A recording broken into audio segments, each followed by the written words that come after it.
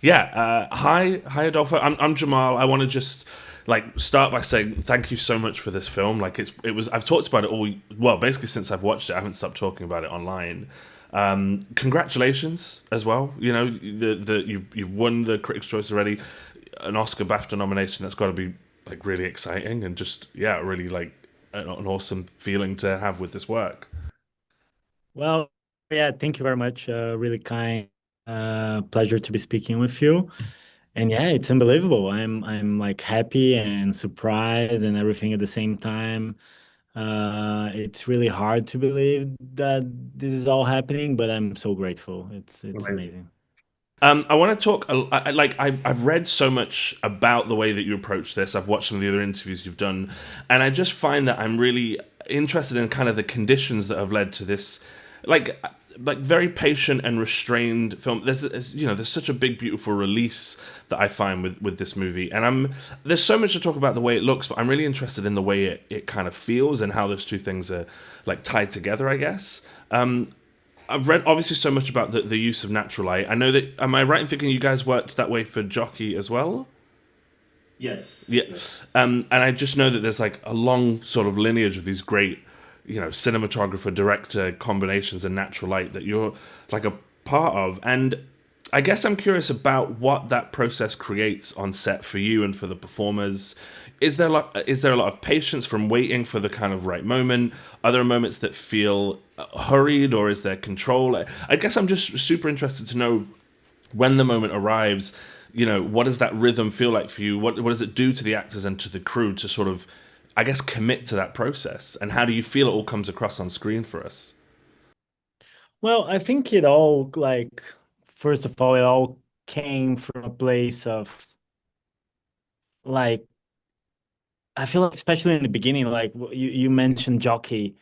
it we did it that way on Jockey basically because that's what we had. Mm. Jockey was such a small movie that was done with a super small budget with a crew of like 10 that we didn't even had the luxury to rely on lighting or anything like that. So everything that we did lighting wise was super minimal or just rely on natural light and on practical lighting. And I think that's kind of the way I learned in the beginning of my career, regardless. So I would like be shooting projects, like a music video to a friend or like a short film and all those things that we all did somehow in the beginning. And that was basically what we had back then. So I was more trying to figure out how to light a scene by basically opening the right windows or closing Yeah. the wrong windows, basically, or just like everything I had was a lamp, and then how to shape a scene around that lamp because that's all I have. And I think like that's how I learned how to do things in a way.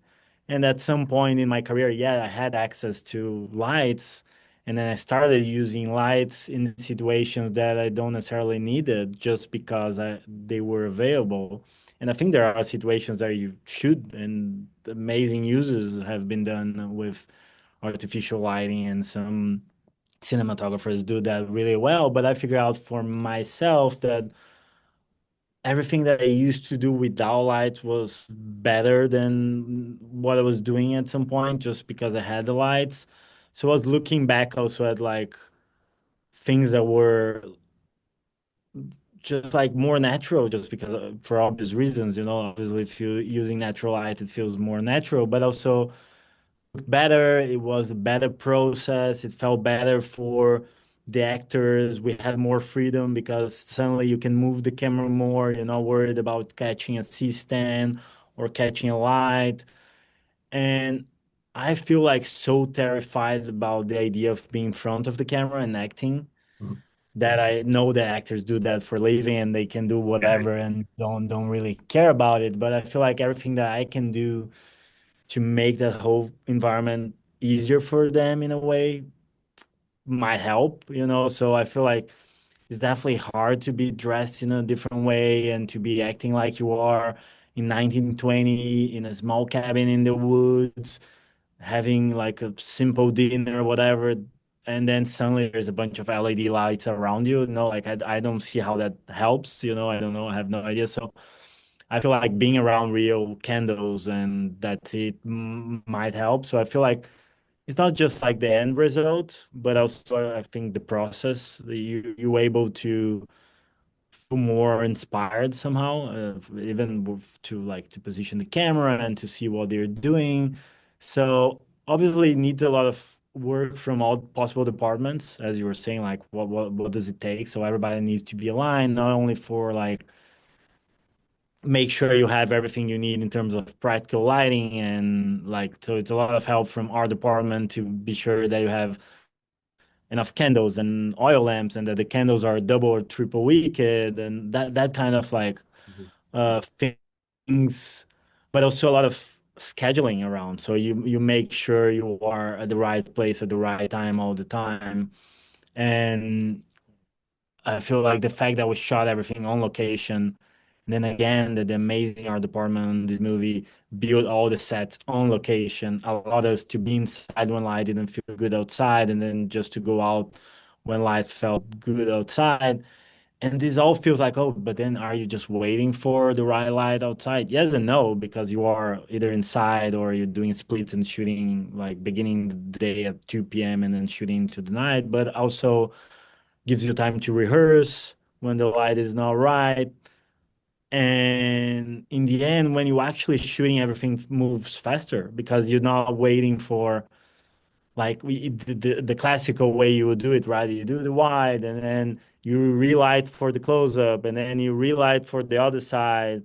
And all those changes take so long Mm. that you need to send the actors back to their trailers and then you bring standings and that just breaks everything so much. Not only just the time that you don't lose when you're like shooting the way we shot, but also you break the mood. Mhm. Everybody goes to their phones, and then you need to get back into the same zone that you were before. So all that time that is lost with all that, we didn't lose much. So we were actually moving faster, Mm. in a way, even though we had to wait for specific times of the day and stuff like that. And it meant more planning, but when we were actually shooting, we could just shoot. Mm. I imagine that's got to be a really beautiful process for an act. It must feel a little bit like theatre, like you're living in the world all the time. You're sort of on stage in a way. Um, I read a lot about. I've got this right. You were involved in train dreams like quite early on. You read the script. Is that usual for you? Do you get to do that often with projects you're working on? Well, it depends. Like I feel like it happened on this one because I had worked with Clint before and we developed a relationship. So since Jockey, we've been talking about what to do next. And he was telling me about all the offers he was getting and until he actually got one that he loved, which was Adapt Train Dreams.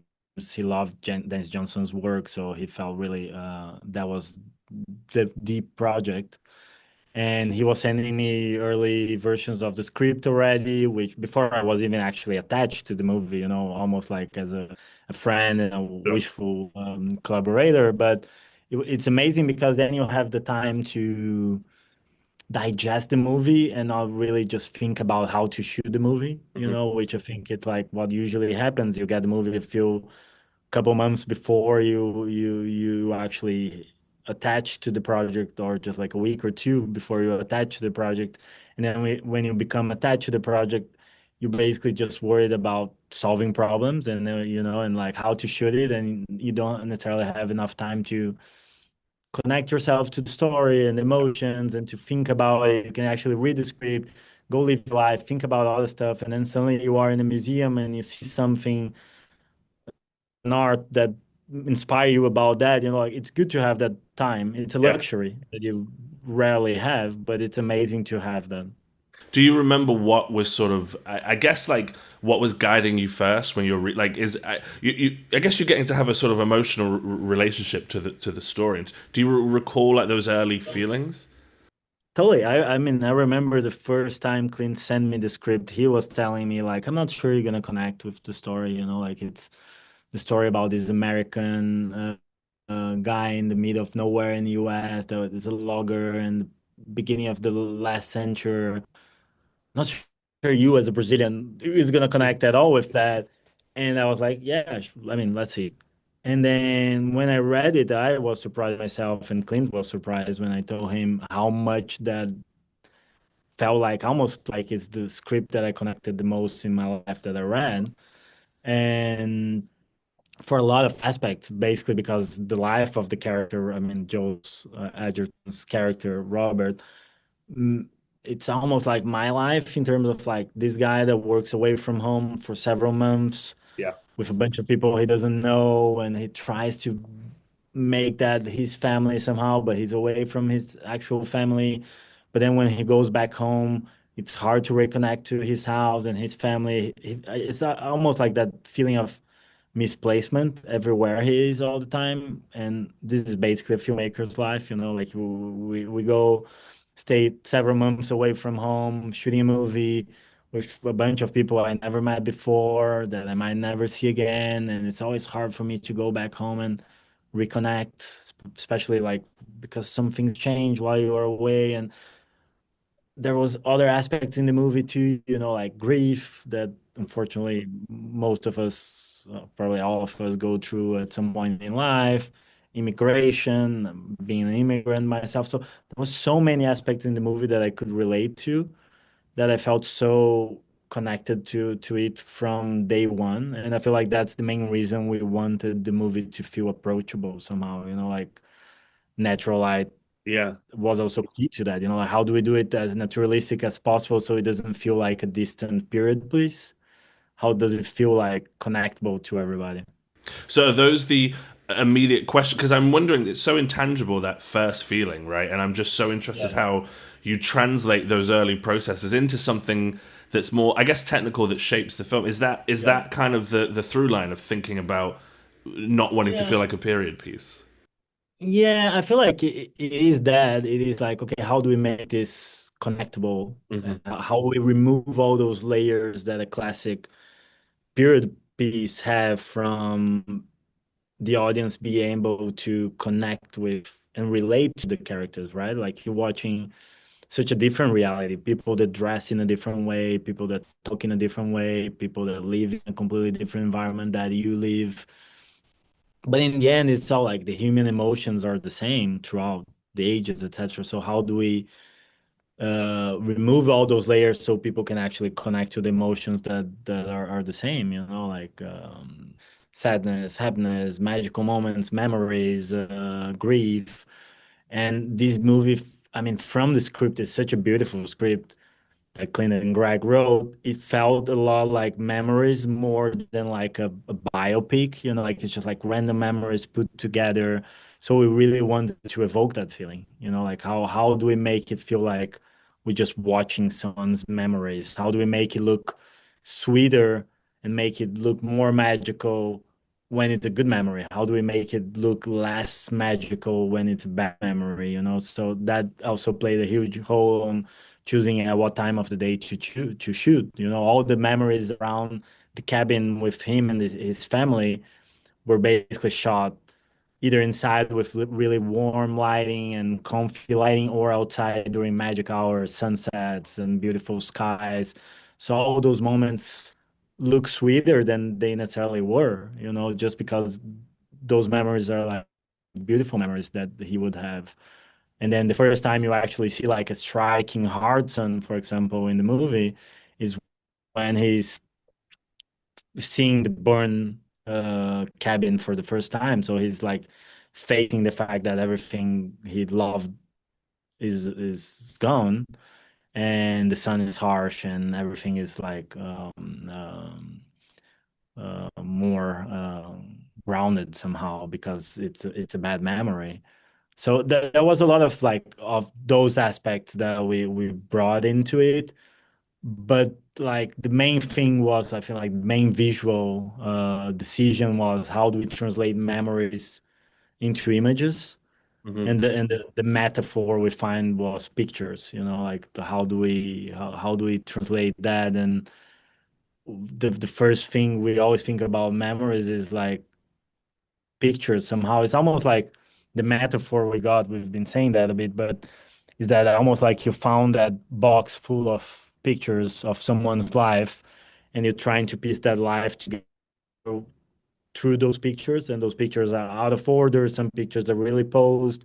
Some pictures are really just like random thing, like an image through a window. Some pictures are really spontaneous and more organic. So that kind of guided us throughout the movie. Even the aspect ratio is chosen, like thinking about like old family photos.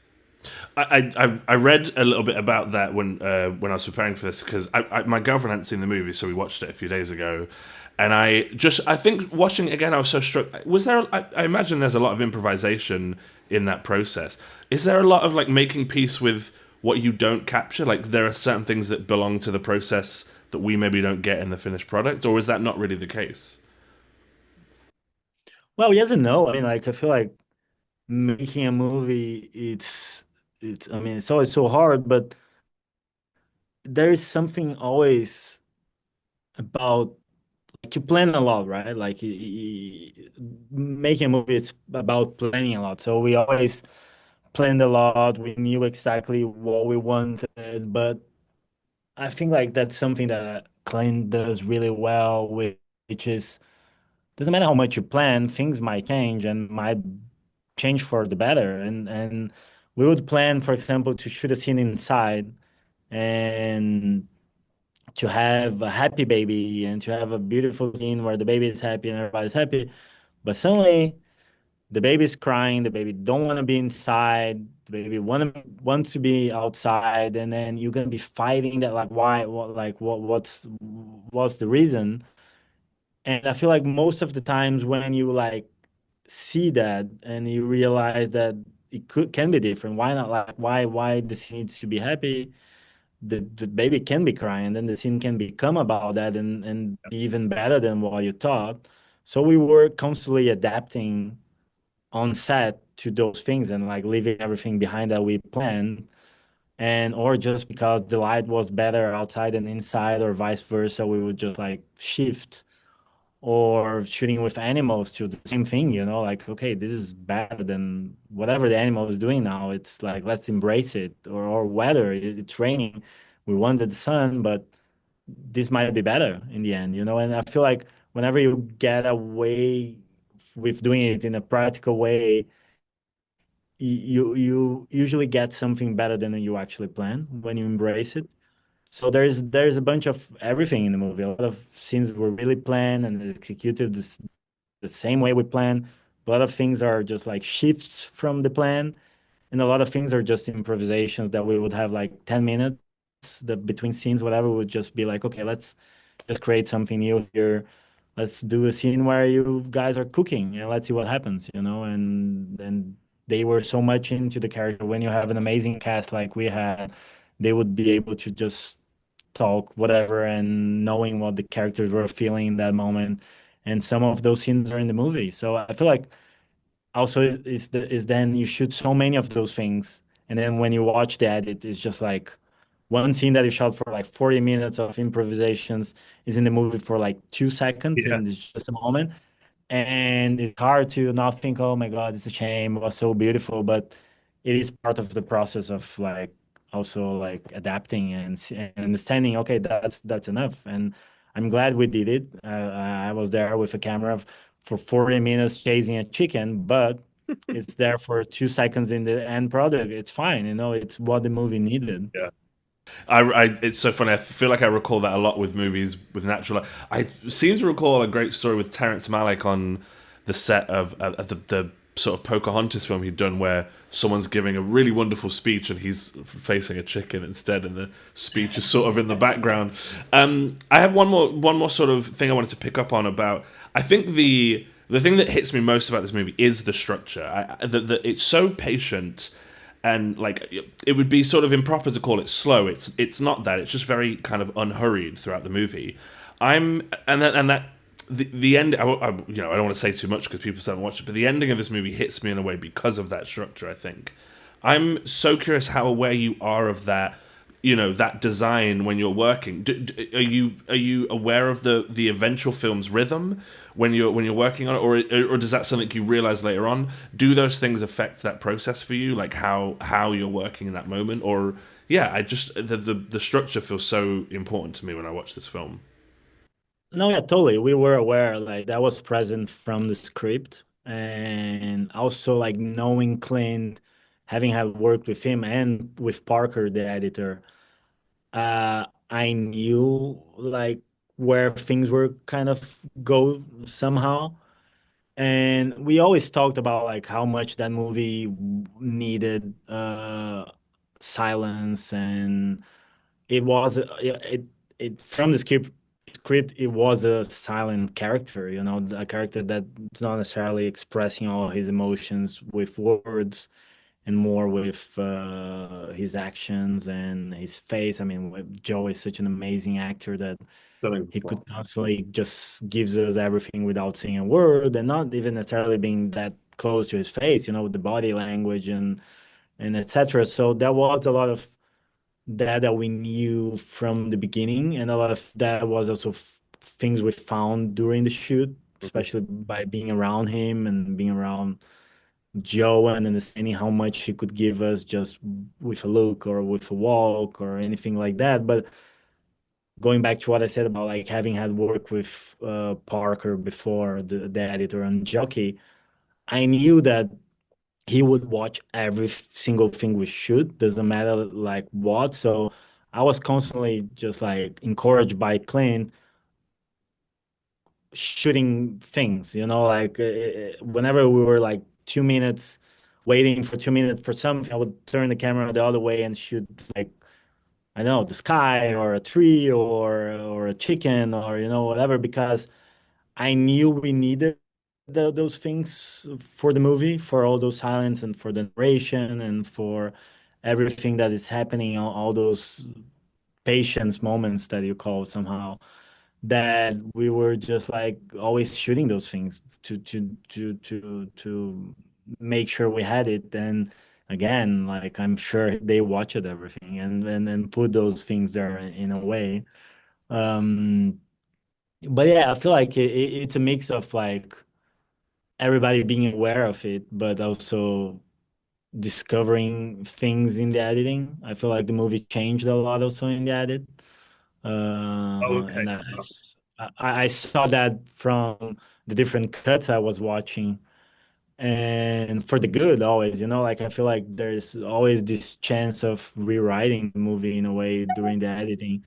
And I think the amazing thing again about Clint is he's not only the director, but he writes the script himself and he's editing it, so he can constantly be rewriting that. We would like have the script, he would rewrite that while we were shooting with the actors, and then rewrite that in the editing. And so I feel like he is so many versions of the script throughout the whole process, but all with the same idea in a way. So yeah, I don't know if I answered your question. No, no, yeah, you did. I think essentially it sounds like there's a really like incredibly delicate process that works because of the three of you in editing and Yeah. cinematography and directing. But no, it's yeah. I mean, it's yeah, it's fascinating to watch. I can't help when you were talking about Joel, that single moment when he sort of goes back to work a little bit later on. He can't work out the chainsaw. Is weirdly like one of the most heartbreaking moments of the whole film. Like, despite all the things that happened, that's the bit I'm Well, like so pained by. because it's so easy to connect with that, right? Yeah, Like now we all facing all the fears of AI, yeah, and I yeah. mean, and everything else. And it's just like Joe said himself in one of the interviews that that scene for him with the chainsaw is basically himself now looking at ChatGPT. You know, like it's the same. Like we all have those fears. We all gonna face that and think doesn't matter how old you are, it's gonna get to a point where you're not gonna be able to pick up with technology and how things change. And it's a very universal and contemporary feeling. So Sure. it's hard not to be sad about it. Hmm. Thank you so much. This has been such a this is my like I'm still kind of new to the world of social media, so this is my first real like interview, and I'm so grateful. It's one probably my favorite movie of last year. I haven't stopped Oh, talking that's about super it. So kind. That's yeah, this amazing. has meant a lot to me. I should probably like just mention to people who get to see this to make sure they see Train Dreams on Netflix. But yeah, thank you again. Yes, please do. It's easy out there for everybody to watch. And yeah, I mean, lovely to talk to you, Joel. Appreciate it. Thank you. Bye. Cheers. Cheers.